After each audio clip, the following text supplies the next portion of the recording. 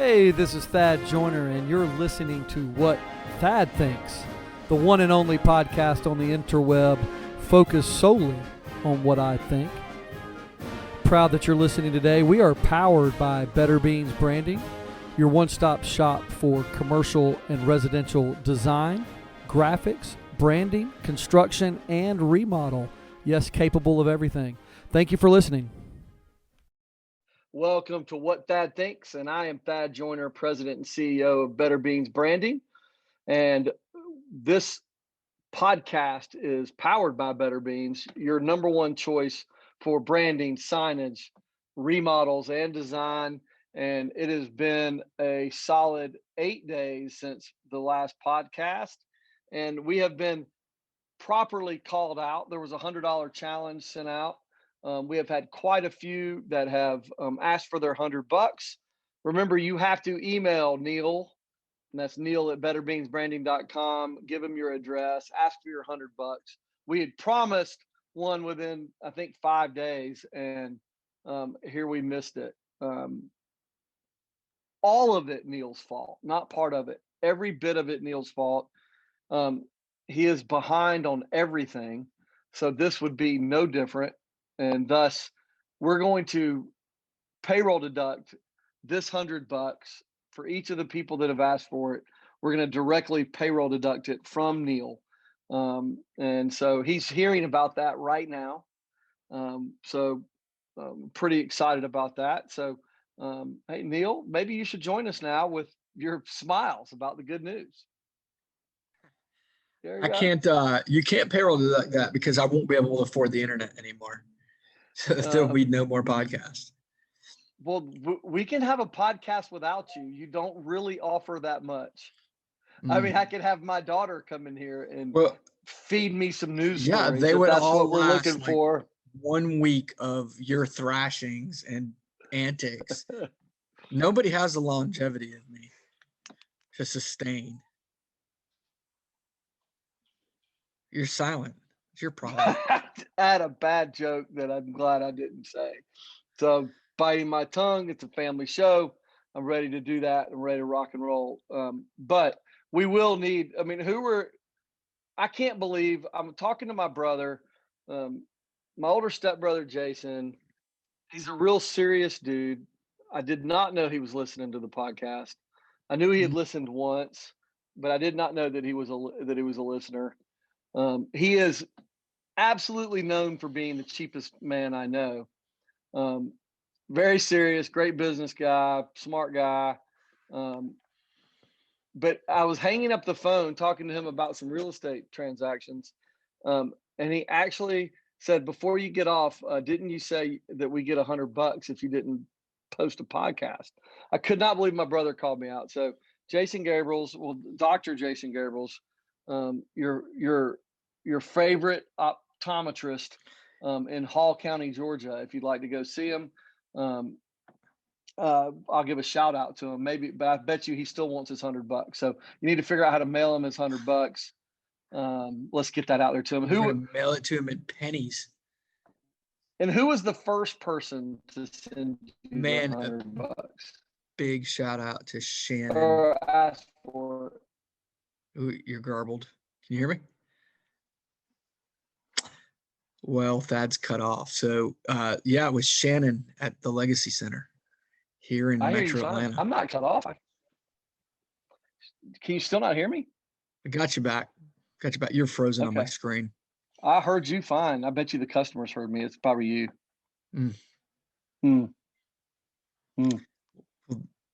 They hear me now. Okay. So Shannon with the Legacy Center? Yeah. Awesome. So she was first. Jason was last.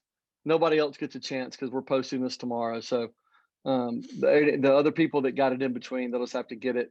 You need to go ahead and mail it. Make sure you mail that tomorrow. Don't forget. Yeah. You're really slow on stuff like that. We know. Okay. You're behind on everything. Yeah, I'll request it tomorrow. It'll be 2 weeks. Okay. Well, how you been, man? I'm serious, Jason. You're listening. You're getting all of that in pennies.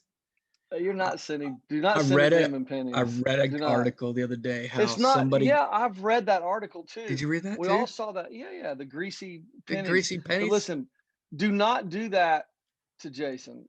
I can't do We that. could do Like I that don't. to Nobody Sage. owns that pennies. We can do it to Well, Sage. just Okay, yeah, we could do it to Sage. We can't do it to Jason. Jason fair will, enough. he'll find some obscure law No, and no. return it to us, and we'll owe him $400 in cash or something when we're done. Don't do it to We him. no, I won't. I won't. Not worth it. Plus, I need to call him about my eyesight. So There you go. So I will. We have an announcement for everybody today. we do. Savannah in the office pointed it out that we need to wrap up season one. So this is wrapping up season one of What Thad Thinks today. And she and I we talked about a plan for season two. Mhm. We will have a 2-week break. However, a plan for 5 podcasts to be released for season two at one time, and we'll try to release 2 or 3 at a time. We evidently have some binge listeners out there that have a couple people that have gone through. We're trying to get one on the show that have gone through like all 25 episodes in like 1 or 2 days. Oh my goodness! I know, What? long trips or stuff like that, I guess. Wow. More people that want to hear me make fun of your hair. I got 2 or 3 emails about that this week. What the And heck? What the hell do people have time to talk about my hair for? the response I said was, "What hair?" Yeah. Yeah. Mm. So, anyways, so this is the last episode of season one, a successful season. Our first episode was almost a year ago. We're, I think, 11 months ago right now, or 11 months ago was our first Mhm. episode. Great memory because we were I mean, so many of our small business owners and listeners, in all seriousness, were in dire fear for their businesses, for their health, for their safety, for their companies. And we stepped up with the podcast to, really to touch base, to say hello, to give some small business tips, and to keep bringing some smiles and some hope to small business owners to how to grow your business and how to grow it during a pandemic. Did you lose me? Am I there? Yeah. Yeah. Something happened with your light. You see me? I got you now. Okay. Yeah, I had to. You got me now? Okay. This is a new camera angle for those of you longtime watchers here. But anyway, it was almost a year ago, so it's exciting to wrap up episode one and kind of jump into episode two. How did you do? And how's your March Madness picks going there, Neil? Well, this is the first time in a decade. What March Madness picks? Really? Didn't do it. Really? That's embarrassing. Well, what surprises me about that is mine's getting ready to be ripped up. But let me tell you, in 2020 and 2021, television ratings for sporting events are down double digits, right? Nobody's watching sports like we did pre-pandemic. Nope. However, March Madness has the highest viewership by like 17% that it's had since like 1997. So, What do you attribute that to? well, one, they played with the days of the week that they did it on. Like it used to start on Thursday and Friday around noon, and they moved those into Friday night, Saturday, so they got big ratings. But Elite Eight viewership was up as well. I think people are coming back. How about that? Now, I Yeah. do still think watching sports with no fans in the stands does make it more boring. But I think people are starting to come back. Well, if you Which remember also, last year, this was the March Madness tournament was really the first time people left, right? It was the first round of right into the first round where that got canceled eventually, or that yeah. Attendance completely fell off the map. Well, we got the events got canceled, so there The would events be got no. well.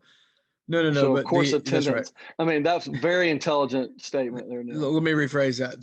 So The if conference let me just championships. tell people that if an event gets canceled, attendance will be down. That's because that's the kind Insightful. of tidbit he just gave you. Yeah. Okay. End of season 1. Yeah. Thank you. You're welcome. This is Yeah, I was referring to. I'm sorry. I was referring to conference championships. I got you. Whatever. You still felt like you had to go back. You still had to circle back and defend yourself. Gotta do it somewhere, Thad. Okay, Neil. Don't use my name, you dork. What's up? What else?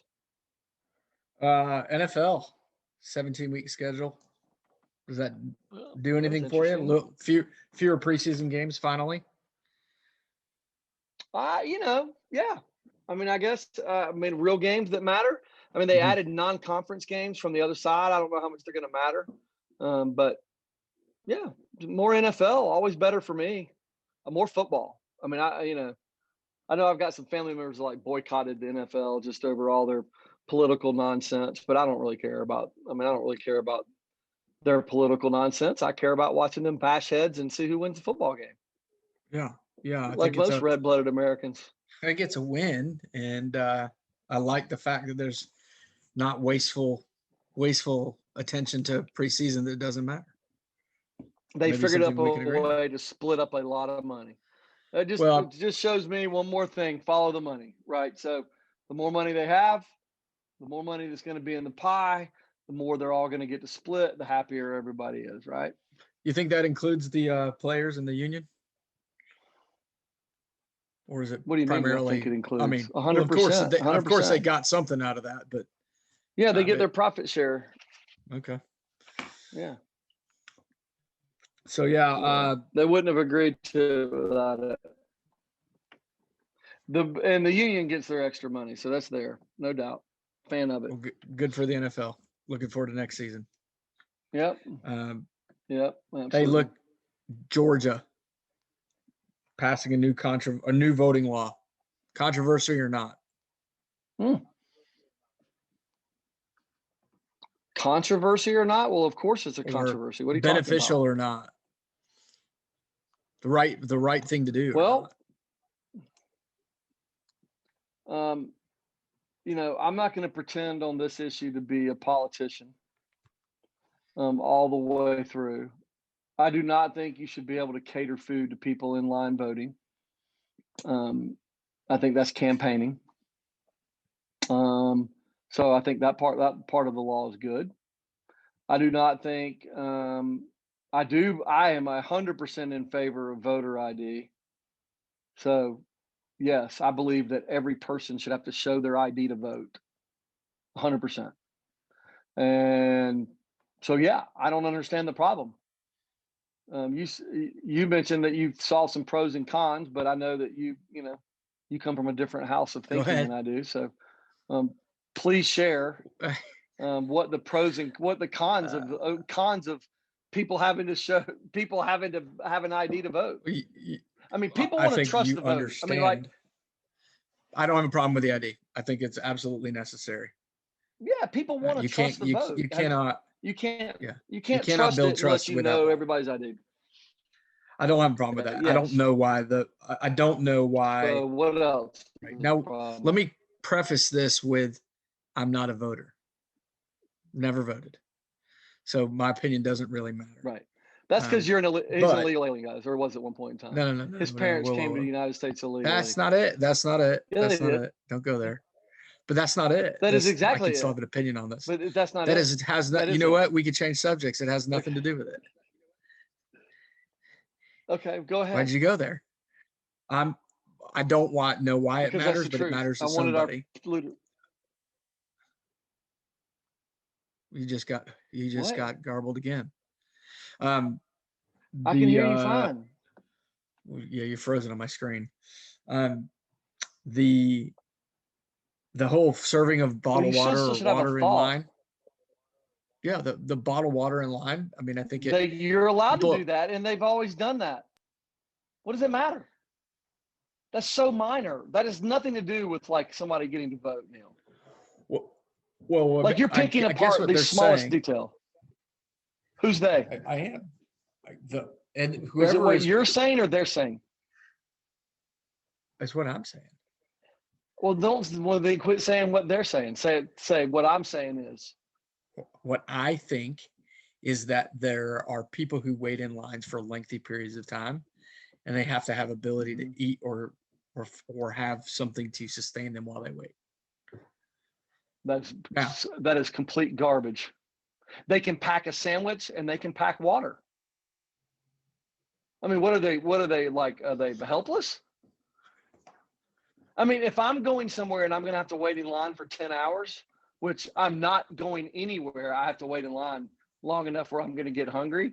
But if I had to wait in line long enough that I was going to be hungry, there would be a sandwich in my bag or a protein bar or a bottle of water. I mean, who doesn't do that? Well, it's not the voting precinct's job, but you know good and dang well you should, again, you haven't voted, but you know good and dang well why people at the poll want to serve food to people in line. By a vote with a hefty sandwich. It's ballot harvesting, and you shouldn't have to ballot harvest to get votes. You shouldn't have to go out into people's neighborhoods and yank them and bus them to the voting precincts in this day and age. Like, I shouldn't be able to go to my neighbors and them say, I don't feel good today, I'm not voting, and say, come on and get them in the thing. There's some states that are allowing you to register to vote. The new federal laws is that you can register to vote the same day.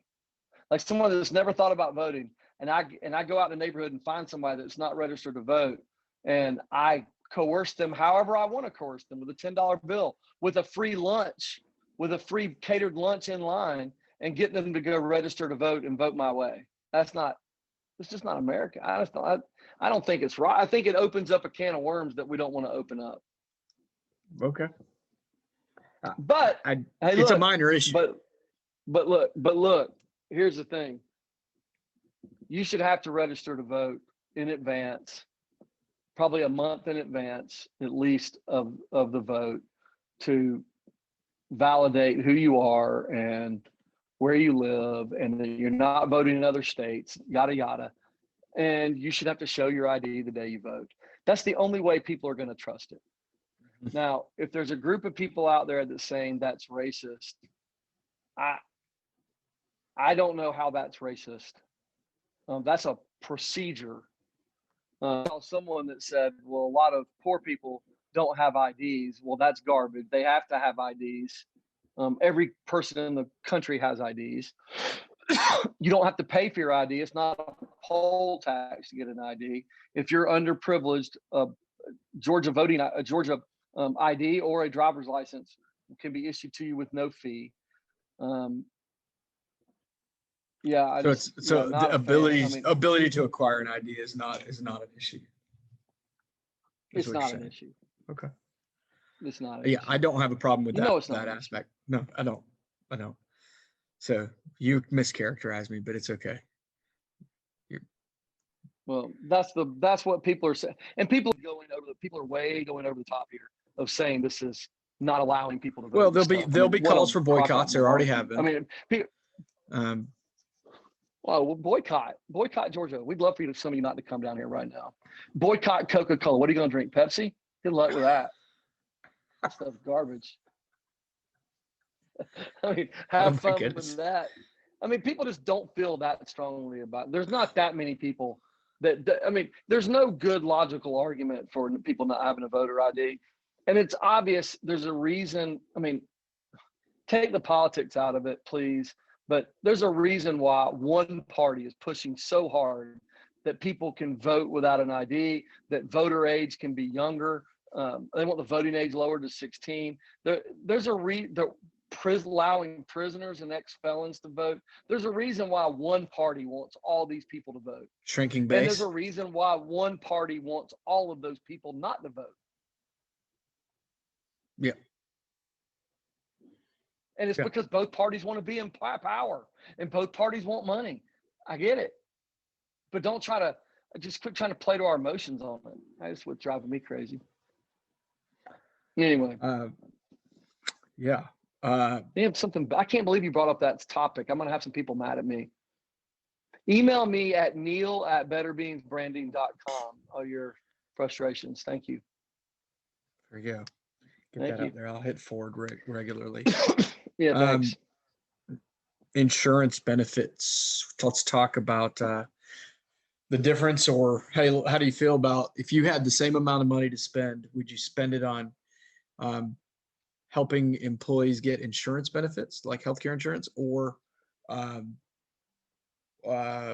let's call it other employee benefits? What are other employee benefits? Bonuses or paid Okay. Yeah. So if I had leave, to, let or me break the. Let's break the. Okay, I've said okay. Why are you still talking? You already sold me. You want to keep selling me? Why are you quiet? Am I garbled? no, just go ahead. Okay. Are you done?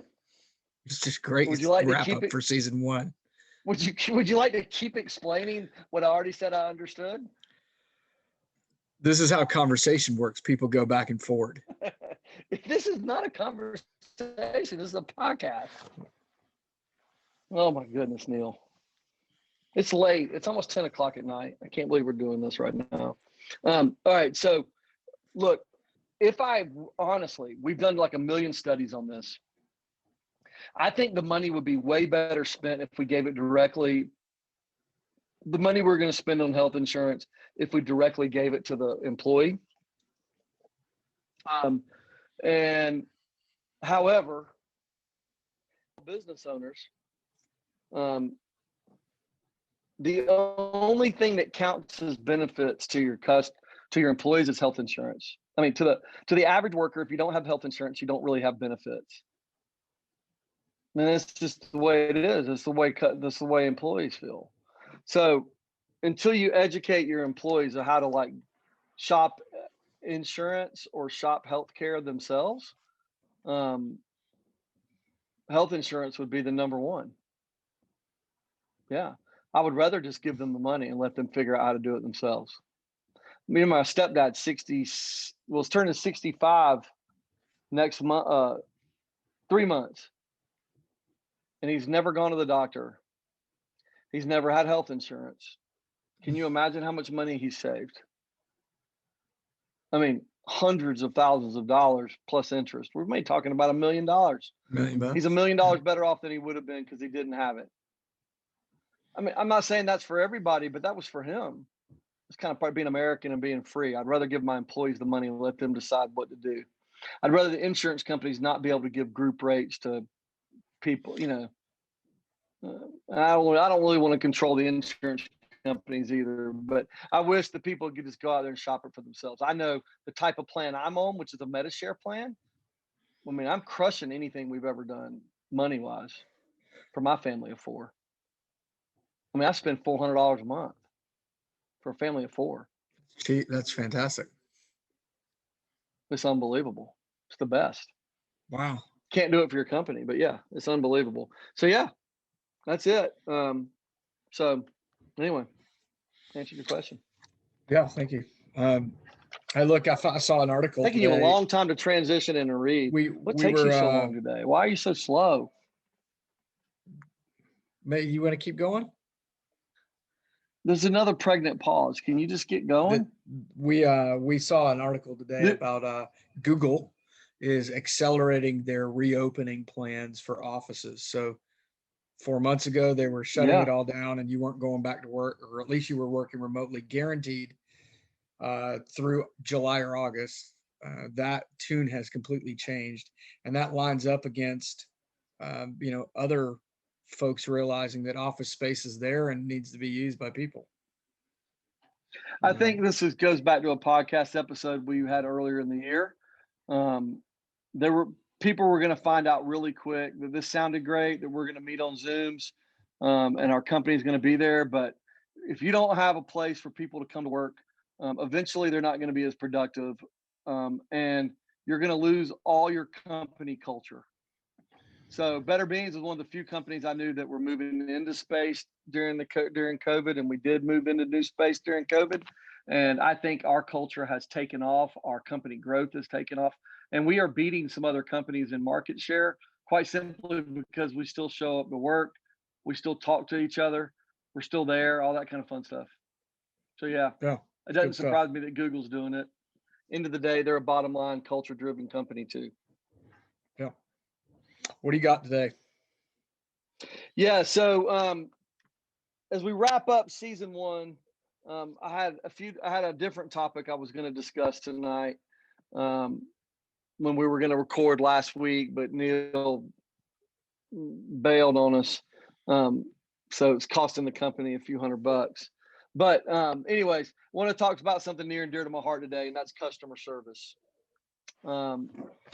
Customer service, guys, we'll talk about a few things, but as a country, and in your small business, customer service sucks. We are getting worse and worse at it. I think we are starting to become a country that thinks being fast is good customer service. And being fast is just one part of customer service. I think all these companies, all these retail and restaurant companies are moving to technology, and the more money they pump into technology, the better they think their service is.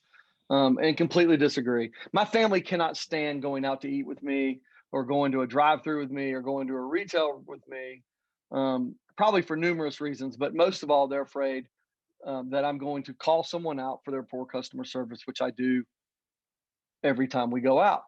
Or not every time, but it happens a lot. And I know, and some of you may know my companies, I'm not going to say that we're perfect, because I'm sure my companies make mistakes, make a lot of mistakes. But I will say that with saying that I think if, I don't have a college degree, Neil.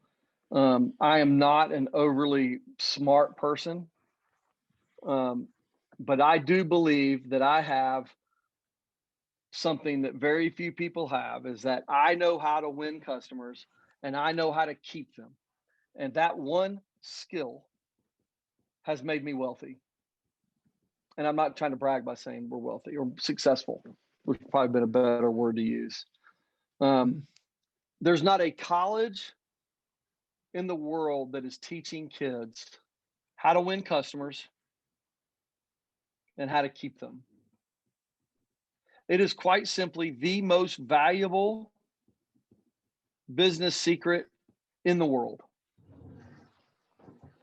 There's nothing more valuable than knowing how to win customers and how to keep them.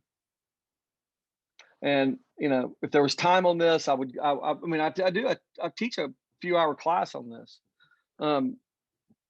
But quite literally, like, I talk to people about where they were from, whether they have a degree, their race, their religion, all these things. These things are not holding you back from being successful. The only thing holding you back from being successful is how to win customers and how to keep them. There are quite literally hundreds of thousands of companies that will hire you, pay you well, promote you, give you raises, give you more responsibility, heads of departments, if you quite simply know how to win customers and keep them. If you grow customers for a company, you will have a job forever.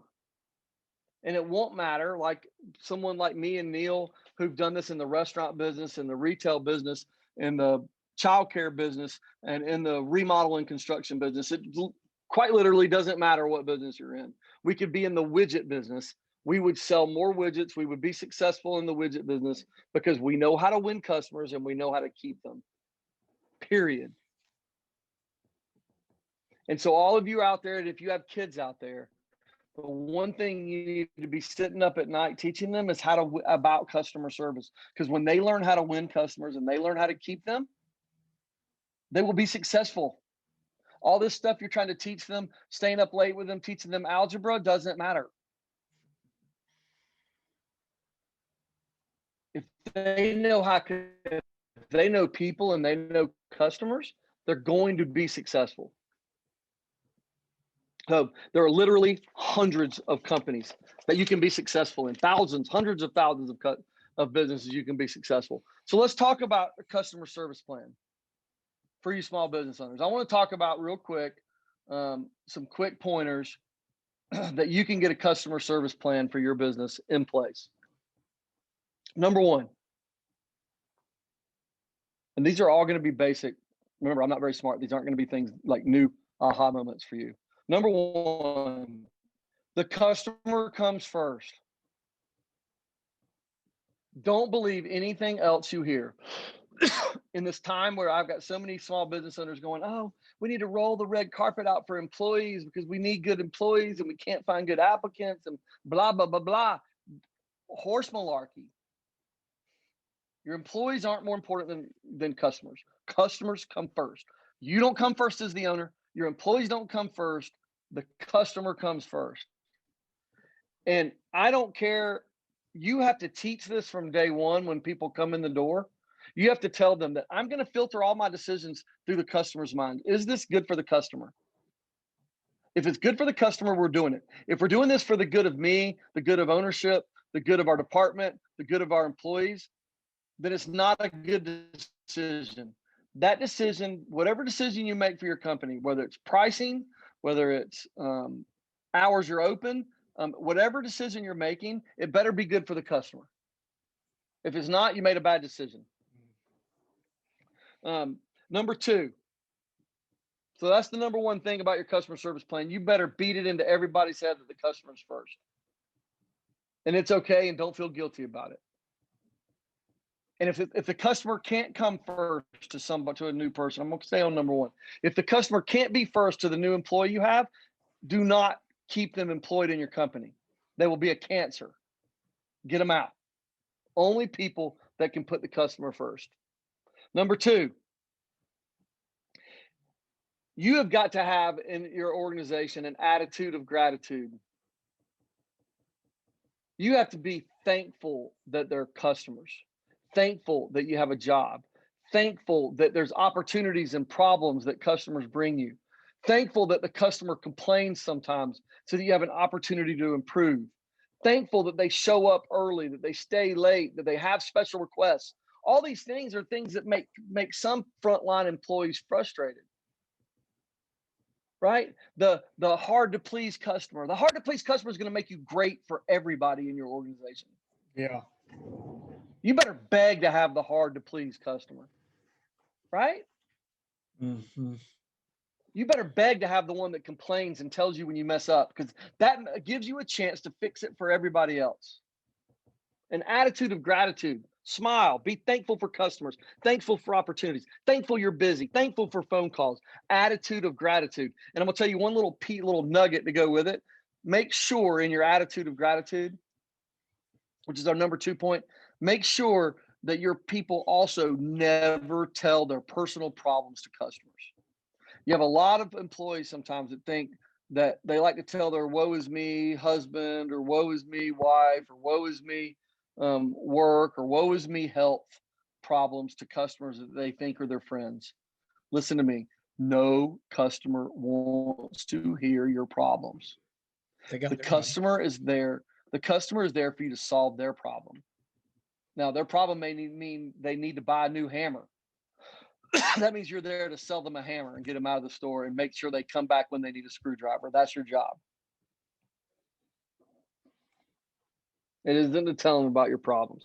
So an attitude of gratitude. Number one, you're going to get in your customer service plan. Number one, you're going to teach everybody customer comes first. Number two is you're going to have an attitude of gratitude. Number three, listen, reward the customer. I know this is weird. Reward the customer for doing business with you. Now, how do you do that? Well, you do what you say you're going to do when you say you're going to do it. You reward them by giving them what they bought, right? That's the first way. The second way is like lagniappe. right? It's giving them a little something extra, right? Give them more than they bought. It's called value, right? The better value you give them, the more they're going to keep coming back to do business with you. The more people they're going to tell about it. This isn't special. This isn't rocket science. This is customer service 101. Reward the customer. I'm going to give you a part 2 for number 3, just because it goes together, is reward the employee that rewards the customer. Too many of y'all are paying people based on how long they've worked for your organization, how many times they've asked you for a raise, or some other arbitrary, crappy measurable.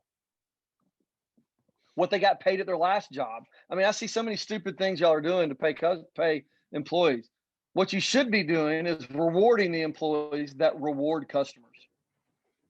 Reward them with more money, reward them with more bonuses, reward them with their picture on the wall, reward them with more benefits, reward them, the ones that love the problem, that love the opportunity to make a customer smile, that loves an opportunity to go above and beyond for a customer, the one that wins new customers, the one that goes out, the one that really rewards customers, reward that employee. So the first thing was, hey, listen, teach everybody the customer comes first. Number 2 is have an attitude of gratitude. Number 3 is reward the customers when they make a purchase, and also reward those employees that reward customers. That's step number 3 in your customer service plan. Step number 4, I'm going to give you 5 things, and you can plant these on your wall. You should definitely take a note for these. But the best way to keep customers coming to you and make them lifetime customers: be reliable, be credible, be attractive, be responsive, and be empathetic. Be reliable, be credible, be attractive, be responsive, be empathetic.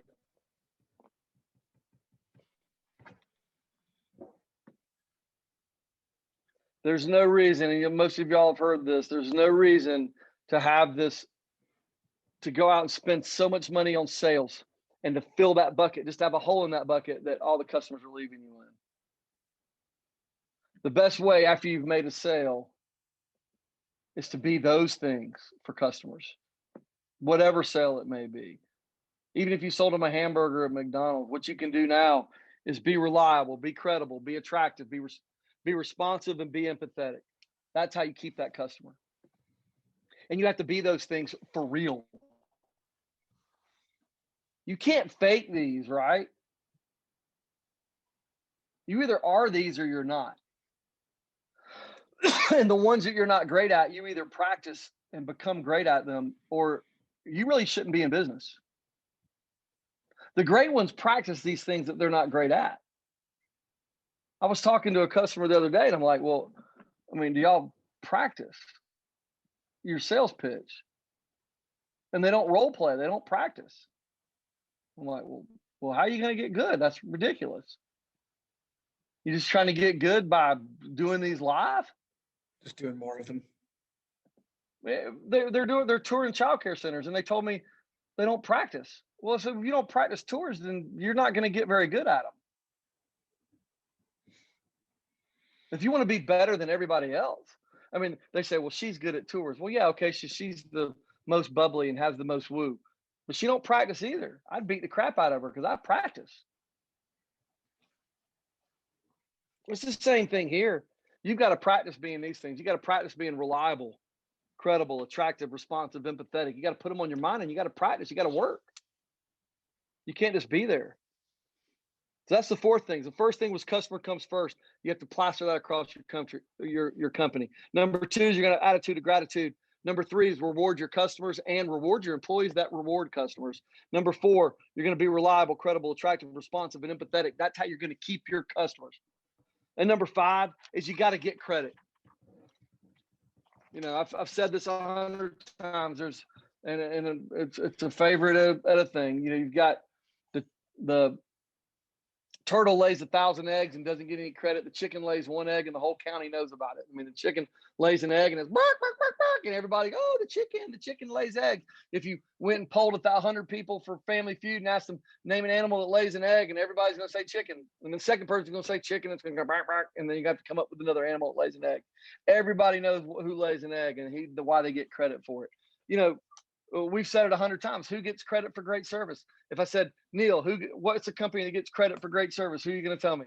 Yeah, Chick-fil-A. Who are you going to tell me? Chick-fil-A. You're going to tell me how great Chick-fil-A is selling that Jesus chicken.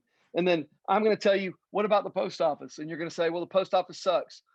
And I'm going to go, okay, so you're telling me, yeah, you would. I mean, you would in this analogy. You've heard me talk, so you wouldn't now. But if we did that, we'd go, okay, look. So you're telling me that you go through a drive-through at Chick-fil-A and it takes them 8 minutes. And even because they have people outside and they're getting credit for this, it takes them 8 to 10 minutes to sell you a soggy chicken sandwich they made 15 minutes ago, some waffle fries that are way overrated, and a tea. And I do like Chick-fil-A. I eat there all the time. You know, and it costs you $10 to get that. You're going to tell me that's a better service than 45 cents that I put on a piece of paper and I send it to Los Angeles, California from Atlanta, and it gets there in 3 days. Which one is a better service? I am telling you with 100% certainty, the post office did a better job of service than the damn Chick-fil-A. But Chick-fil-A gets all the credit. Why? Because they're out there getting credit. They put people outside. They say my pleasure. They get the credit. You got to get credit for this great customer service you give. And how you get it, whether you're getting testimonials, whether you're reminding people, whether you're telling people your great stories, whether you're repeating your great stories on social media, whether you're sending emails out every day, whether you're posting on Instagram, whatever you're doing, you've got to get credit for your great service. If you're not, nobody else is singing your praises. You're relying on people that are not as reliable as you are. So that's number 5. Those are your customer service nuggets for this week and at the wrap up of this year's episodes. So really excited about those later on. Neil, can't say you offered. You got to bring next year's season 2, I'm going to need you need to work on transitions. Can you hear me? Yeah.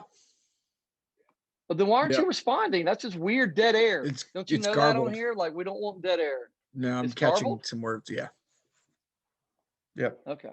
All right. Good deal. Well, I appreciate you joining us. I will let you sign off and we'll get this thing rocking. It's now time for everybody's favorite time, which is what Thad thinks. So, hey, I had a great lesson that a friend taught me this week, and I wanted to share it with you guys, or share what I pulled out of it this week. And that was, in this country right now, and in your business, do our values align with our action? I may take you down a weird road here. You may not follow me, but it spoke to me. Like, what is the biggest problem in your mind? What is the biggest problem or challenge that is facing our country? Or what is the biggest problem or challenge, maybe the biggest challenge in your household that you're facing right now? Is the biggest challenge in your household your marriage? Is it our president? Is it our former president? Is it your children? Is it money? Is it your business? Is it racism? Is it world peace? Is it God? What's the biggest challenge in your mind? What's the most important thing out of those in your mind? How about that? And if you ask it, I think if 90, I really don't know. Maybe so I'm asking you guys, and you can chime in.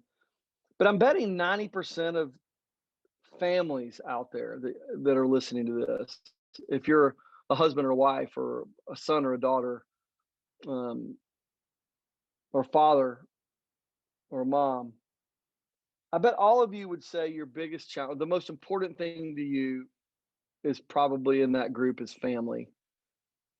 And if that's the case, you know, you're worried about whether your kids are getting a good education or whether they even did their homework last night, whether they're, doing well in their sports or extracurricular activities. Are they getting the right amount of practice time they need? Um, if it's about your parent, are your parents as healthy as they should be? Or are they sick? Are they aging? How to take care of them? Or is it your wife or your husband who's overworked or underworked or upset or down? Your priority is making them happy. See, I think 90% of us, we think the biggest challenge in our life is around somebody or something in our family. And that's where, you know, is that where we're focusing our behaviors? Or the things that you're working on, do they match the things that you say are important? Or if you say that what's important is God, are you spending most of your time focused on your God and his words? If you're saying that the most important thing to you is world peace, are you spending most of your time working on things that cause world peace? If you're saying it's racism, are you spending most of your time, educating people on race topics? If it's your marriage, are you working on your marriage? Are you spending most of your time on that? If it's your children and their education, are you spending most of your time on that? See, what I want to hear is that, are our behaviors matching what we say are our biggest challenges, or matching what we say in our mind are the most important things to us?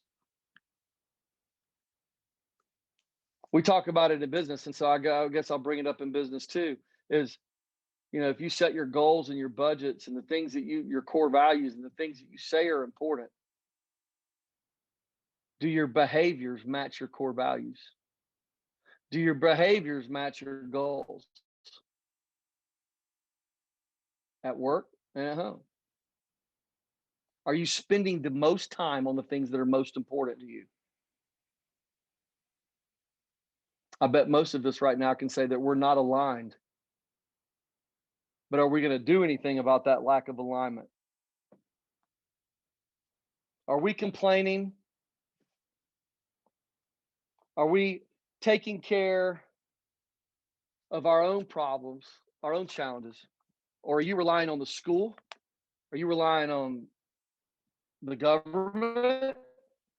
Are you relying on the church to handle your tough issues? Or are you focusing on it? Are you relying on the government to take care of your business? Or are you doing something about it? Are you focused on the things that are most important? See, where you spend your time,